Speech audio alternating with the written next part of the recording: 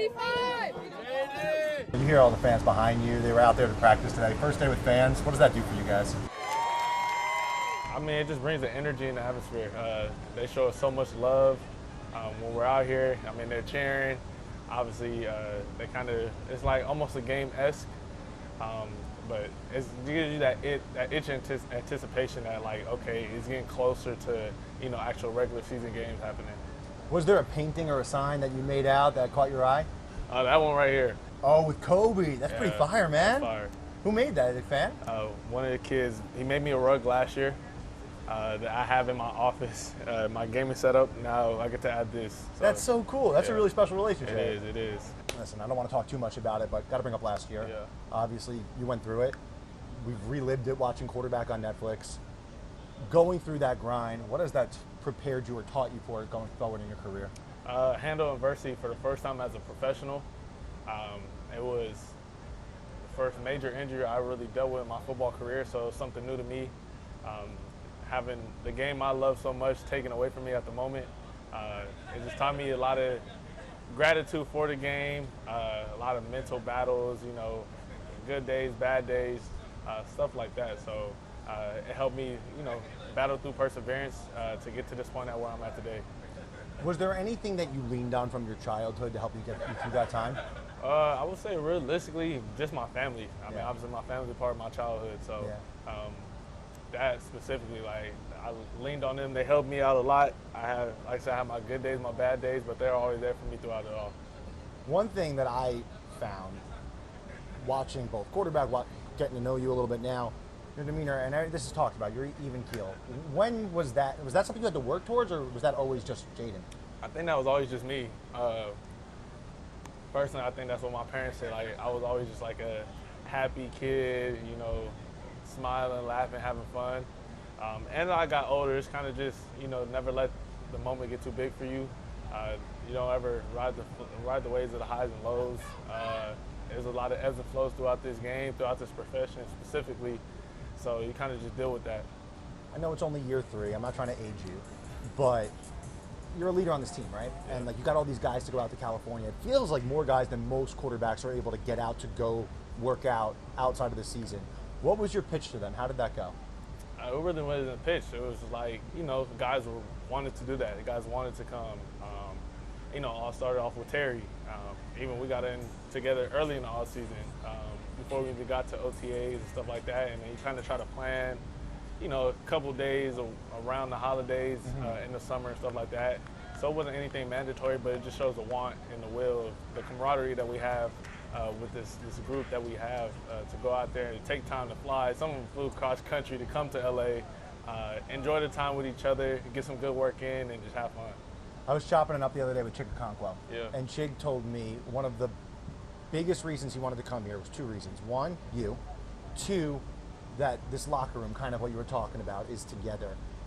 Are you now, year 3, kind of using that to help build the team you want to build? I think so. I mean, that's kind of a big thing, especially trying to get a player like Chig, recruit him here. So it was most definitely a big pitch to that. I know this is just the end of block 1, Coach talked about. How do you feel this offense is how close are you to where you want it to be at this point? I think we still got some more room to grow and improve. Everything's not always perfect, I will say that. But, just we're finding ways to just stack days. And that's the main thing, just stacking days. You're going to have good days, you're going to have bad days.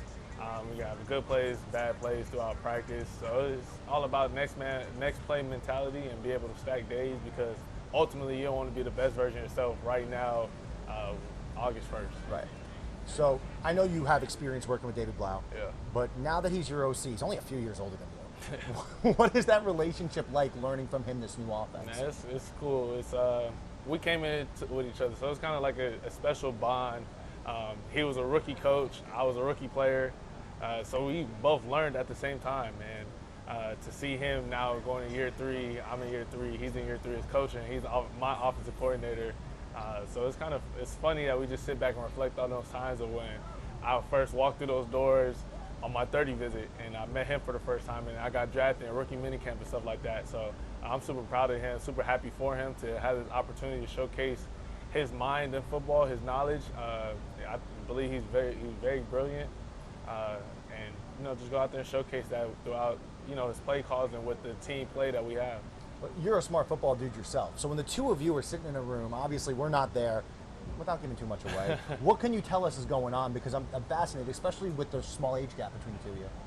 A lot of brainstorming, honestly. Yeah. That's a collaborative thing of he likes this, I like this. Also, it's like I might have an idea to run it this way with this person here.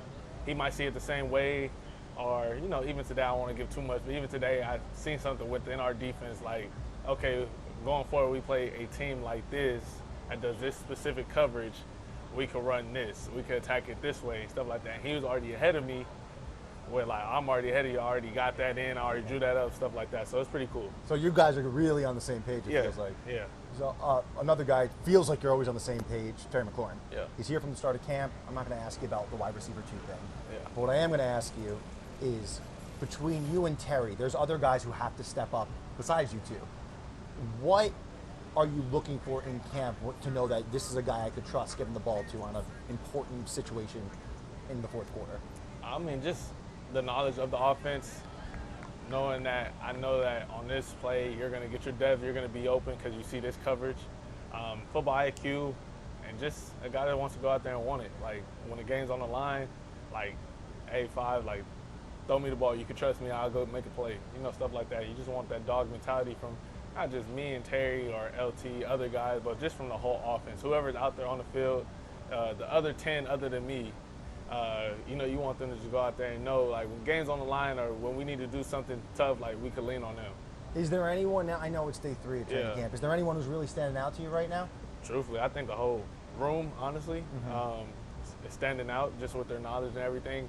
A lot of guys are making plays. I commend Traylon Burks for what he's done and the stuff that he's battled throughout his career to get to this point.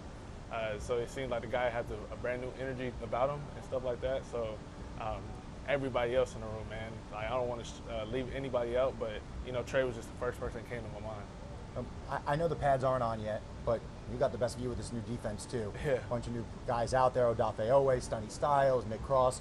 What have you seen from the defense so far? Guys are flying around. They're flying around, communicating, making it hard on us. And that's the challenge throughout camp. It's like, we're not really necessarily game planning versus each other. We're not going to play each other. But, how hard can we make it on them? How hard can they make it on us? So when we do go against somebody else, we already seen that. Or, this game, we have answers for a lot of different things. DQ was talking about this being the most competitive camp of his career. He's maybe said it 110 times, I've heard. Does it feel that way? I mean, I'm in year 3 of my camp, so I would say yeah. Okay, cool. Are you excited to play in London? I'm very excited to play in London. Yeah. Excited. What are you looking most forward to about that? Well, it would be technically my first overseas game, because Okay. I didn't play or get to go last year. So London will have a special place in my heart in that sense. And I've been to a football game, what they call it, over there. I've been to PSG, and I see the atmosphere it is over there with the fans and everything. So I'm excited for them to come experience, see me play, see American football. I know London's been playing over there for countless amount of years, so I'm excited just to be a part of that. Okay, appreciate you, man. Thank you so much. Thank Really you. appreciate you.